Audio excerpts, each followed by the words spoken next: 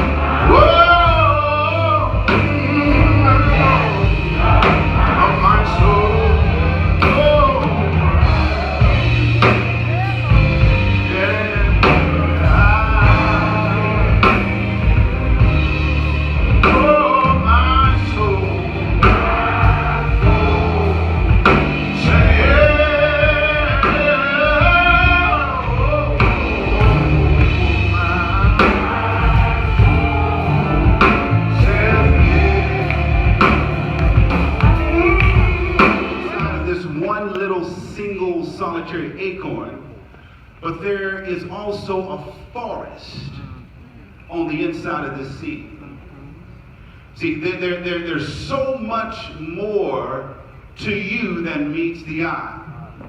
And see, so people can judge you, and it's okay, because your potential isn't determined by the environment that you're in.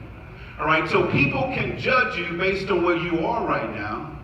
You know, they can look at the money that you have, look at the car that you drive, look at the clothes that you wear, the position that you don't have, and talk down to you. Mm-hmm. I mean, many of you might be like me. I felt like an outcast growing up. Nobody wanted to, invite me to the parties. I couldn't hang out with the cool guys at school. But it was only because God was working something out on the inside of me. And I believe that God's working something out on the inside of each and every one of us here in this place today, but we must have the right perspective. He lost me. But he did. He's back. Yeah. Boy had going on. Dad take care of everything. Yes, sir. Dad got everything covered. You ain't got to worry about nothing. He got nervous enough to go to his father talking about that, give me mine. And the other brother got mad. He got mad. He was getting more than the one that asked for it. But he asked for it. Went out. Had everything. Didn't even have nothing to worry about. Wanted to stretch out there on his own. I'm going to say something that I don't know where it's going. Say it. Not the rock of the world, but anyway, rock the world. Sometimes you ain't necessarily ready to go out on your own. Come on, man. Sometimes you gotta stay still and be under somebody for a minute. Am I talking to somebody? Yeah. Amen. Sometimes you want to get out. Sometimes you become arrogant and just want to be on your own, and you ain't really ready for it. Amen. Sometimes we can think that you're ready, but that ain't where we at, man. Amen. Because then you find out when you get out there, you're going like, it ain't easy. I heard Bishop talk about that. Preaching a sermon every Sunday ain't easy. Preach, Somebody will talk to me. I'm talking about an effective one. I mean, you go in there and preach a sermon, but then you have, who was it? My man said that you go in there slopping hog because you ain't took the time out that you need to take time out to preach the sermon that God has really given you. Because guess what? A lot of times you weren't ready to go out on your own. You need to sit down under somebody. That's what the hardest thing is, that everybody want a pastor, but that's not everybody's call. Yes, sir. This morning he went out on his own, Yes, sir. acting a fool, spent money, ain't nothing but a gangster party. Anybody else ever been like that? You go to the club, you buy everybody drinks? I'm talking about sin, not since you've been saved, I'm talking about before that. Well, some people are saved, that's that, amen. I used to go to this place called the Birdcage, and Birdcage, man, before I was preaching, I used to go there, I had a lot of money, had it. I had it. Lost it.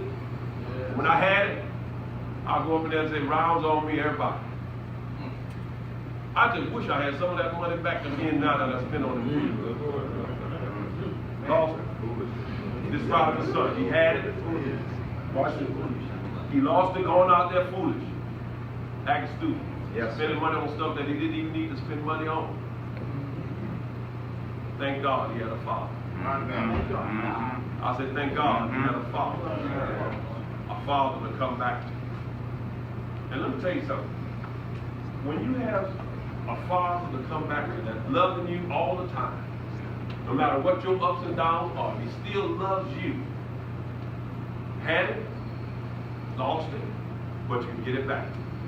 And I don't know who I'm talking to tonight, but I want you to hear what I'm saying. Today, I want you to hear what I'm saying. If you know you had it, Yes, sir. and you lost it, I want to give you some encouragement that you got a father.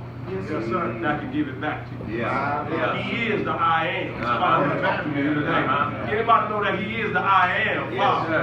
And he got everything that we need. I'm closing out right now. He got everything that we need.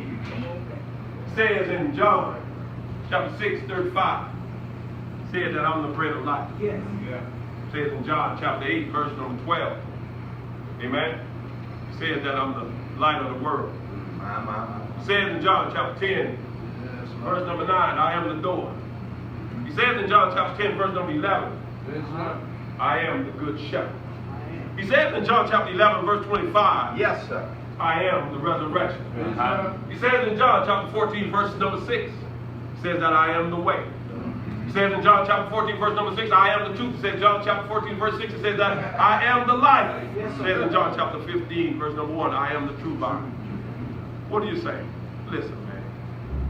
If you had it, lost it, you can get it back again. Because Jesus is everything that we would ever need. God bless you. God keep you.